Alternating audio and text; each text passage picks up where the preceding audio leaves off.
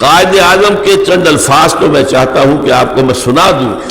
T B کے جب مریض تھے اور آخری دن تھے زندگی کے، اور جو ٹی بی کے امراض کے اسپیشلسٹ تھے پروفیسر ریاض علی شاہ، انہوں نے پھر ایک اپنے انٹرویو کے اندر بتایا کہ اس وقت کے حالات کیا تھے.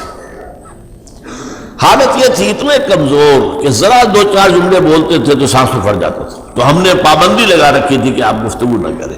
ہم پاس ہی بیٹھے تھے، کوئی نئی دوا ہم نے شروع کی تھی تو ہم اس کے اثرات دیکھ رہے تھے، لیکن ہم نے محسوس کیا کہ قائد اعظم بار بار جیسے ان کی زبان پر کچھ آنا چاہتا ہے پھر وہ چپ ہو جاتے ہیں، چونکہ ہم نے روکا ہوا ہے.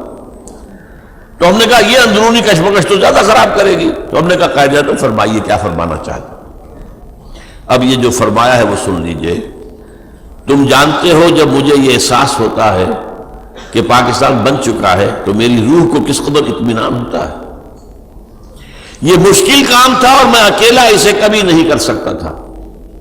میرا ایمان ہے کہ یہ رسول خدا صلی اللہ علیہ وسلم کا روحانی فیض ہے کہ پاکستان وجود میں آیا.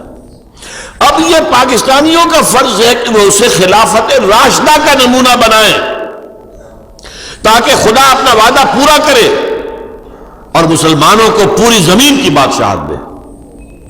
میں حیران ہوتا ہوں کہ قائد اعظم کے علم میں وہ احادیث تھیں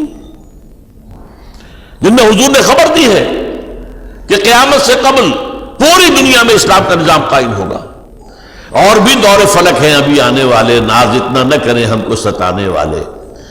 tables will be turned، اور غلبہ بالآخر اسلام کا ہوگا، اور اسی غلبے کا نقطہ آغاز پاکستان شمار ہوگا تاریخ کے اندر. چمن کے مالی اگر بنا لے موافق اپنا شعار اب بھی چمن میں آ سکتی ہے، پلٹ کر چمن سے روٹھی بہار اب بھی.